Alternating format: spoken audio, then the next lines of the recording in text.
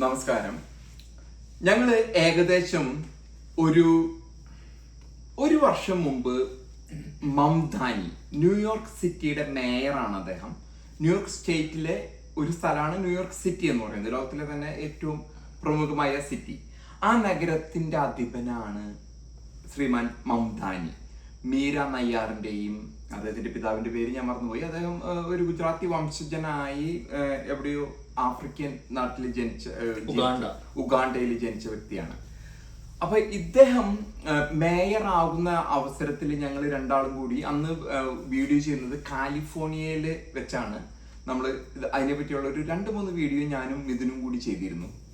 അതിനുശേഷം അന്ന് നമ്മൾ പറഞ്ഞിരുന്നു അദ്ദേഹം ജയിക്കുമെന്നുള്ളൊരു സാധ്യത, കാരണം അദ്ദേഹം റൂട്ട് ലെവലിൽ ഒരു ഇലക്ഷൻ ക്യാമ്പയിൻ നടത്തിയാണ് അദ്ദേഹം ജയിച്ചത്. ഓരോ വീട് ഡോർ ടു ഡോർ ക്യാമ്പയിനിങ്. അങ്ങനെയാണ് കൊച്ചുകുട്ടികളെ, വിദ്യാർത്ഥികളെ, അതായത് അദ്ദേഹത്തിന്റെ ബേസ് എന്ന് പറയുന്നത് യുവജനങ്ങളെ തെറ്റിദ്ധരിപ്പിക്കപ്പെട്ടിട്ടാണോ അതോ ശരിയായ രീതിയിലാണോ എന്നുള്ളത് നിങ്ങൾ വിലയിരുത്തുക. തെറ്റിദ്ധരിക്കപ്പെട്ട് സമാധാനം, ശാന്തി, മതേതരത്വം പറഞ്ഞ് ആണ് അദ്ദേഹം ജയിച്ചിരിക്കുന്നത്. എന്നാൽ ഇന്ന് അദ്ദേഹം മേയർ ആയിരിക്കുമ്പോൾ ഫുൾ പ്രൊട്ടക്ഷനാണ്. NYPD, ന്യൂയോർക്ക് പോലീസ് ഡിപ്പാർട്ട്മെന്റിന്റെ ഫുൾ പ്രൊട്ടക്ഷനിൽ അധിപനായിട്ട്, ന്യൂയോർക്ക് സിറ്റിയുടെ അധിപനായിട്ട്. ഒരു പക്ഷേ ന്യൂയോർക്കിലുള്ള ചിലർ പറയും താങ്കളുടെ ജോലി എന്ന് പറയുന്നത് ട്രാഷ് കളക്ട് ചെയ്യുക, ന്യൂയോർക്ക് സിറ്റിയിലേക്ക് കറണ്ട് കൊടുക്കുക, വാഹന ഗതാഗതം നിയന്ത്രിക്കുക, അത് വിട്ട് മേലോട്ട് താങ്കൾ ചിന്തിക്കേണ്ട ആവശ്യമില്ല എന്ന് പറയുന്നവരുണ്ട്. ഒരു അർത്ഥത്തിൽ ഒരു മേയർ എന്ന് പറഞ്ഞു കഴിഞ്ഞാൽ അതാണ് അതിന്റെ വാസ്തവം. എന്നാൽ അതുക്കും മേലെയുള്ള കാര്യങ്ങളിൽ അന്താരാഷ്ട്ര നിലയിൽ ഇറാനായിട്ട് പോയിട്ട് ആരോടും ചോദിക്കാതെ, കാരണം വാഷിങ്ടൺ DC നിന്നാണ് ആ തീരുമാനങ്ങൾ എടുക്കേണ്ടത്. ഇപ്പൊ വി ഡി സതീശൻ അല്ല, കൊച്ചി മേയർ പോയിട്ട്, VD സതീശൻ മുഖ്യമന്ത്രി ആയിട്ട് അത്രയും കൂടി പവറായി, കൊച്ചി മേയർ പോയിട്ട് പാകിസ്ഥാനായിട്ട് ചർച്ച നടത്തണം എന്ന് മോഡിയോട് പറയുന്നത്, താങ്കൾ വീട്ടിലിരിക്കൂ, അവിടെ ഡൽഹിയിൽ നിന്ന് ആരും വരണ്ട, ഞാൻ പോയി ചർച്ച നടത്താം. കൊച്ചി മേയർ പോയിട്ട് ചർച്ച നടത്താം എന്ന് പറഞ്ഞ പരിപാടിയാണ് ന്യൂയോർക്ക് സിറ്റി. ന്യൂയോർക്ക് സ്റ്റേറ്റിന്റെ അല്ല, സിറ്റിയുടെ മേയർ, ഗവർണറാണ് മുഖ്യമന്ത്രി. അപ്പൊ ആ ഒരു ന്യൂയോർക്ക് കൊച്ചിയുടെ മേയർ പോയിട്ട് പറയാണ്, ഞാൻ ഇനി പോയിട്ട് അസീം മുനീറും ഷെരീഫായിട്ട് ഞാൻ ചർച്ച നടത്താം എന്നൊരു ലെവലിലേക്കാണ് മമദാനി എത്തിയിരിക്കുന്നത്. പക്ഷെ ഇവിടെ വന്നിരിക്കുന്ന പ്രശ്നം എന്ന് പറഞ്ഞു കഴിഞ്ഞാൽ ലോഗൻ ലോ, അതായത് അത്തരത്തിലുള്ള ഒരു വ്യക്തിക്ക് പോയിട്ട് അത്ര അന്താരാഷ്ട്ര നിലയിൽ ചർച്ച നടത്താനുള്ള അവകാശം അമേരിക്കൻ ഭരണഘടന അനുവദിച്ചു കൊടുക്കുന്നില്ല. അപ്പൊ അതിൽ പേരിൽ കൈമ വിലങ്ങ് വീഴോ എന്നുള്ളൊരു ചെറിയ സംശയം അവിടെ നിന്നും ഇവിടെ നിന്നൊക്കെ പറഞ്ഞു കേൾക്കുന്നത്. കൈമ വിലങ്ങ് വീഴില്ല, കാരണം ഇൽഹാൻ ഒമർ പോലെയുള്ള അതിലും $250 മില്യൺ വെട്ടിച്ച മിനിസോട്ടയിൽ നിന്നുള്ള കോൺഗ്രസ് വുമൺ ഇവിടെ ഇരിക്കുന്നുണ്ട്. അതൊരു പക്ഷേ നമ്മളുടെ നാട്ടിലൊക്കെ പറയുന്ന പോലെ MP-മാരെ MLA-മാരെയൊക്കെ അറസ്റ്റ് ചെയ്യണമെങ്കിൽ പ്രസിഡന്റിന്റെ അനുവാദം, കോൺഗ്രസിന്റെ അനുവാദം ഒക്കെ വേണ്ടതുകൊണ്ട് ചിലപ്പോൾ അത് നടക്കാൻ സാധ്യത കുറവാണ്. നമ്മൾ വെറുതെ അതൊന്നും പറഞ്ഞ നമ്മുടെ ആഗ്രഹം അതാണെന്ന് പറഞ്ഞിട്ട് നമ്മൾ ഇയാളെ അറസ്റ്റ് ചെയ്യുന്നത് പറയാൻ. പക്ഷെ ലോഗൻ ലോ എന്ന് പറഞ്ഞൊരു ലോ ഉണ്ട് ഇദ്ദേഹത്തിന്. അതായത് വെറും ഒരു ന്യൂയോർക്ക് മേയറായ അന്താരാഷ്ട്ര ഇറാനുമായിട്ടുള്ള ചർച്ചയ്ക്ക് പോകാനായിട്ടുള്ള അവകാശം ഇല്ല. അത് ആ ചർച്ച നടക്കുന്നത് നെതന്യാഹു യുണൈറ്റഡ് നേഷൻസിന്റെ, ഐക്യരാഷ്ട്രസഭയുടെ ഇതിന്റെ ന്യൂയോർക്ക് സിറ്റിക്കുള്ളിൽ അഭിസംബോധന ചെയ്യാൻ വരുമ്പോൾ അറസ്റ്റ് ചെയ്യാനായിട്ട് ഇറാൻ പറഞ്ഞുവോ? ഇതിനെക്കുറിച്ച് നമ്മളുടെ അന്താരാഷ്ട്ര വിദഗ്ധനും വിദേശകാര്യങ്ങളിൽ അധികമായിട്ട് പഠിക്കുന്ന മിഥുനുമായിട്ടുള്ള ചർച്ചയാണ് നമ്മൾ നടത്തുന്നത്. അപ്പൊ മിഥുൻ, എന്താണ് ഈ വിഷയത്തിൽ താങ്കൾ ഇതിനെപ്പറ്റി പ്രതികരിക്കാനുള്ളത്? ഞാൻ ശ്രീമാൻ മംദാനിയുടെ അപേക്ഷ എന്ന് പറയാം, സാറ് ന്യൂയോർക്കിലേക്ക് ഒരുപാട് താമസിച്ച ഒരു വ്യക്തിയാണല്ലോ. ന്യൂയോർക്ക് നഗരങ്ങളിലും അതോടൊപ്പം തന്നെ ഗ്രാമപ്രദേശങ്ങളിലും പോയ ഒരു വ്യക്തിയാണ്. പക്ഷെ നഗരത്തിന്റെ അവസ്ഥ അറിയാലോ. മംദാനിക്ക് ഇപ്പോൾ പറ്റുമെങ്കിൽ ഒരു കാര്യം ചെയ്യുക, ഒരു ചൂലെടുത്തുകൊണ്ട് ന്യൂയോർക്ക് വൃത്തിയാക്കാൻ ശ്രമിക്കുക. അതായിരിക്കും ഏറ്റവും നല്ലത്. ശരിയല്ലേ? മൊത്തം വൃത്തിയാക്കുക, അതാണ് അദ്ദേഹത്തിന്റെ ജോലി അല്ലെ? ശരിക്കും അത് ചെയ്യുന്നില്ല. കാരണം ന്യൂയോർക്കിന്റെ അവസ്ഥ നമുക്ക് എല്ലാവർക്കും അറിയാം. ഒരു രാത്രി പ്രദേശങ്ങളിൽ സഞ്ചരിക്കാൻ സാധിക്കില്ല. കഞ്ചാവ് അടിച്ചുകൊണ്ടും ഡ്രഗ്സ് കൊണ്ടും പല ഹോംലെസ്സുകളും, അതായത് അവിടുത്തെ ഒരു ലോ ആൻഡ് ഓർഡർ വളരെ കുറവാണ്. പോലീസ് അവിടുന്ന് ഒരുമിച്ച് പോകുന്നു. അപ്പൊ മംദാനിക്ക് പറ്റുമെങ്കിൽ ചെയ്യാൻ പറ്റുന്ന ഏറ്റവും നല്ല ജോലി എന്ന് പറയുന്നത് ഒരു ചൂലെടുത്തിട്ട് അത് അടിച്ച് വൃത്തിയാക്കുക. അതല്ലാതെ നെതന്യാഹുവിനെ എന്തുകൊണ്ടായിരിക്കും ഒരുപക്ഷെ ഈ അദ്ദേഹത്തെ വീണ്ടും അറസ്റ്റ് ചെയ്യുന്നുള്ള പ്രസ്താവനകൾ വരാനുള്ള മെയിൻ കാരണം എന്ന് പറയുന്നത് അദ്ദേഹത്തിന്റെ ഒരു വോട്ട് ബാങ്ക്, 1% വോട്ട് ബാങ്കിനെ തൃപ്തിപ്പെടുത്തുക. കാരണം കാലാകാലങ്ങളിൽ അദ്ദേഹം പറഞ്ഞിരിക്കുന്ന പ്രോമിസസ്, അതായത് ഫ്രീ ആയിട്ട് ബസ് കൊടുക്കും, വീട് കൊടുക്കും, റെന്റ് കുറയ്ക്കും, അങ്ങനെയാണല്ലോ പറഞ്ഞിരുന്നത്. അദ്ദേഹത്തിന് വാഗ്ദാനങ്ങൾ അങ്ങനെയായിരുന്നു, നിങ്ങൾക്ക് റെന്റ് കൊടുക്കണ്ട, നിങ്ങൾക്ക് ഫ്രീ ആയിട്ടുള്ള ഭക്ഷണം തരും, നിങ്ങളുടെ ബസ് ഫ്രീ ആയിട്ട് തരും. അത് ഏകദേശം 8 മാസത്തോളമായി അദ്ദേഹം വന്നിട്ട്. അപ്പോൾ ഈ കാലഘട്ടമായിട്ട് ഇതുവരെ അദ്ദേഹത്തിന്റെ വാഗ്ദാനങ്ങൾ ഒന്നും നിറവേറ്റാൻ സാധിച്ചു എന്ന് എനിക്ക് തോന്നുന്നില്ല.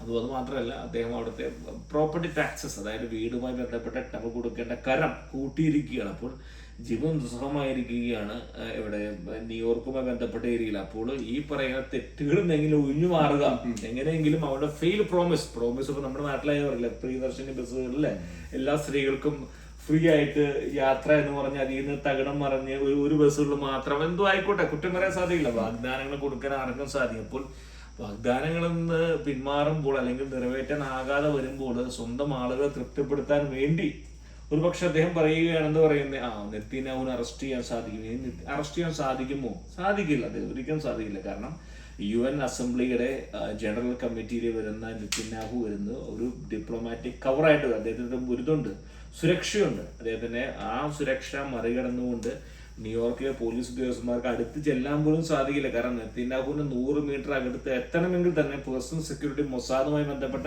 ഗാർഡ്സ് ഉണ്ട്.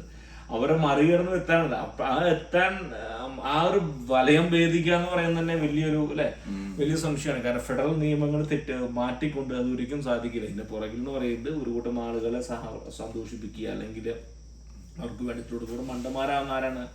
പൊതുജനങ്ങൾ മാത്രം. അവർക്കറിയാം, ഇപ്പം എനിക്കറിയാൻ നടക്കില്ല. സാറിന്റെ അഭിപ്രായം എങ്ങനെയല്ല? ഇത് മണ്ടന്മാരാക്കലല്ലേ? അല്ല, തീർച്ചയായിട്ടും ഞാൻ അതുകൊണ്ടാണല്ലോ പറഞ്ഞത്, കൊച്ചി മേയർ പോയിട്ട് ഇപ്പൊ അഥവാ മോഡി പറയണത് നീ ഇങ്ങോട്ട് വായോ എന്ന് അസീം മുനീറോട് പറയണ പാകിസ്ഥാന്റെ. അപ്പൊ കൊച്ചി മേയർ പോയിട്ട് ഞാൻ പറഞ്ഞ കൊച്ചിയിൽ വരാന്ന് തീരുമാനിച്ചു. കൊച്ചി മേയർ പറയണ ഞാൻ ഇതിനെ അറസ്റ്റ് ചെയ്യുമെന്ന് പറഞ്ഞു. ഒരു പക്ഷെ ഞാൻ അതുകൊണ്ടാണ് പറഞ്ഞ തെറ്റിദ്ധാരകജനകമായ വിഷയങ്ങൾ നിരത്തി വെറുതെ ഒരു പുഞ്ചിരി അദ്ദേഹത്തിന് ഉണ്ട് എന്നുള്ള ഒരു ഇത് കൂട്ടിവെച്ച് നല്ല ശരിയാണ്. ചെറുപ്പക്കാരനാണ്, സുന്ദരനാണ്, സുമുഖനാണ്, യാതൊരു സംശയമില്ല, കഴിവുള്ള പയ്യനാണ്. പക്ഷെ അദ്ദേഹത്തിന് രാഷ്ട്രീയമായ ഒരു പക്ഷെ ഇല്ലാതാകാനുള്ള ഇതിന്റെ കൂടെ കൂട്ടിച്ചേർക്കുന്നത് എപ്സ്റ്റീൻ ഫയലുകൾ പുറത്തു വന്നപ്പോ മീര നയ്യാർ, ഇന്ത്യക്കാരി, ഫയർ വാട്ടർ പടക്കം ഉണ്ടാക്കുന്ന സ്ത്രീ, അവരുടെ പേരുകളും അവിടെ ഉണ്ടായിരുന്നു. പക്ഷെ അതിനെ തെറ്റിദ്ധരിപ്പിക്കുന്നതിന് വേണ്ടിട്ട് എന്തെന്ന് വെച്ചാല് അതൊരു പ്രത്യേക ഒരു മീഡിയ ടാക്ടിക്സ് ആണ്. ഇവര് AI ഉണ്ടാക്കും. മീര നയ്യാർ ഇത് കണ്ടില്ലേ എന്നും ചോദിച്ചു. AI കണ്ടറിയാം നമുക്ക്. അത് എപ്പോഴത്തെ കാലഘട്ടത്തില് വ്യക്തമായിട്ടും എപ്സ്റ്റീൻ ഫയലില് മീര നയ്യാറുടെ പേര് അവിടെ ഉണ്ട്. വളരെയധികം ആൾക്കാർ, നല്ല നല്ല സുന്ദരിമാരായ സ്ത്രീകളൊക്കെ ഈ എപ്സ്റ്റീന്റെ ഐലൻഡിൽ പോയിട്ടുണ്ട്.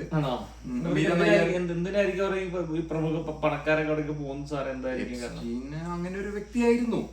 അവിടെ പോയിരുന്ന ഒരു ബിൽ ഗേറ്റ്സ് ഉണ്ട്, ദുബായിലെ DF വേൾഡിന്റെ മറ്റേ അദ്ദേഹം ഉണ്ട്, ട്രംപ് ഉണ്ട്, ബിൽ ക്ലിന്റൺ ഉണ്ട്, എന്തിനോ ജെഫ് ബെസോസിന്റെ ലോകത്തിലെ പണക്കാരൊക്കെ അവിടെ പോയിട്ടുണ്ട്. അതിനോടൊപ്പം തന്നെ സുന്ദരിമായ സ്ത്രീകളും പോയിട്ടുണ്ട്, ശാസ്ത്രജ്ഞന്മാര് പോയിട്ടുണ്ട്. തെറ്റുണ്ടെന്നല്ല പറയുന്നത്.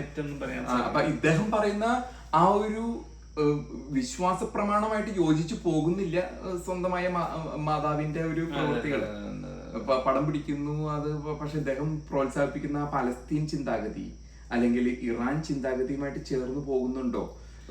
ഇദ്ദേഹം പറയുന്ന ആ ഒരു വിശ്വാസമാണെങ്കിൽ മീര നയ്യാർ എന്ന പഞ്ചാബിയായ സ്ത്രീയാണ്, പഞ്ചാബിയാണെന്ന് തോന്നുന്നു.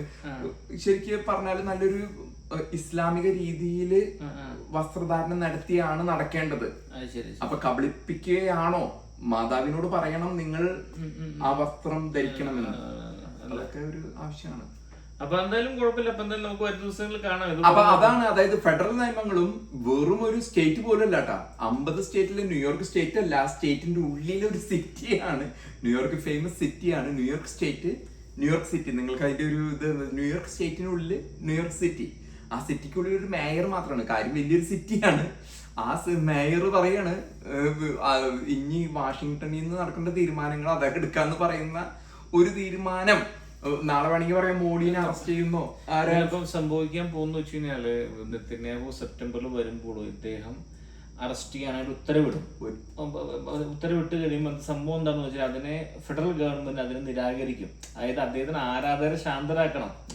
വിക്ടർ ഭായ്, ഇത് ഒരു അടിസ്ഥാന വോട്ടുണ്ട് നമുക്ക്. ഓക്കെ, ഇപ്പൊ എനിക്കും ഇപ്പൊ നമുക്ക് അതിൽ ഒരു അടിസ്ഥാന വ്യൂവേഴ്സും പറഞ്ഞ പോലെ നമുക്ക് നമ്മുടെ വ്യൂവേഴ്സിനും അതോടൊപ്പം തന്നെ അടിസ്ഥാനപരമായിട്ടുള്ള അവരെ ഹാപ്പി ആക്കിയേ പറ്റും. ഇവന് ഉത്തരവിട്ട ശേഷം ഫെഡറൽ ഗവൺമെന്റ് എന്ത് ചെയ്യും, അതിനെ ബാൻ ചെയ്യും. ഇവൻ എന്ത് പറയും, ഇരവാൻ നേരത്ത് ഞാൻ കണ്ടില്ല, ഞാൻ ചെയ്തു, പക്ഷെ എന്ത് ചെയ്തു മറ്റൊരു നെതന്യാഹുവിനൊന്നും ഒരു രാഷ്ട്രീയ നേതാവ് എന്ന നിലയിൽ അമേരിക്കയിൽ സംഭവിച്ചിട്ടില്ല എന്നല്ല. പല ഇതുകളും രാഷ്ട്രീയ നേതാവ് ഹോണ്ടുറാസിന്റെ പ്രസിഡന്റിനെ പിടിച്ച് ഇവിടെ ഉള്ളിലിട്ടുണ്ട്, വെനിസുലയുടെ പ്രസിഡന്റിനെ പിടിച്ച് ഉള്ളിലിട്ടുണ്ട്. അങ്ങനെ പ്രസിഡന്റുമാരെ പിടിച്ചിട്ട് ചരിത്രം അമേരിക്കയ്ക്ക് ഉണ്ട്. അത് മമതാനി എന്ന ന്യൂയോർക്ക് സിറ്റിയുടെ വെറും ഒരു മേയർ താങ്കൾ സൂചിച്ച പോലെ ചൂലടിച്ചെടുത്ത് അടിച്ചു വാരാ. അതില് മേയറിനെ പറ്റി, ന്യൂയോർക്ക് സിറ്റിയുടെ മേയർമാരെ പറ്റി അതിന്റെ ചരിത്രം നമ്മൾ എടുക്കുമ്പോൾ റൂഡി ജൂലിയാനി എന്ന് പറഞ്ഞൊരു മേയർ ഉണ്ടായിരുന്നു. ഇവിടെ ഒരു പ്രത്യേക വിഭാഗം ഹാർലം, ബ്രോങ്സ്, ഇപ്പൊ അഞ്ച് ഇതാണ് ബൊറോസ് ആണ്. Queens, Brooklyn, Manhattan, Harlem, Bronx ഒക്കെ അടങ്ങുന്ന ആ ഒരു പ്രദേശം. അപ്പൊ ആ ബ്രോങ്സിലൊക്കെ ഭയങ്കര ക്രൈമായിരുന്നു. അവിടെ കൂടുതലായിട്ട് കറുത്ത വർഗ്ഗക്കാര് തിങ്ങി നിറഞ്ഞ പ്രദേശം ഹാർലം ഒക്കെ. അതിനെ റൂഡി ജൂലിയനെ അടിക്കും. ഇപ്പൊ അദ്ദേഹം 90 വയസ്സുകളായി. ട്രംപിന്റെ ഏറ്റവും അടുത്ത സുഹൃത്ത് കൺസർവേറ്റീവ് ആണ്. അന്ന് അദ്ദേഹം അടിച്ചൊതുക്കി അവിടെ ക്രൈം അടിച്ചൊതുക്കിയ ചരിത്രം ന്യൂയോർക്ക് സിറ്റിക്ക് ഉണ്ട്.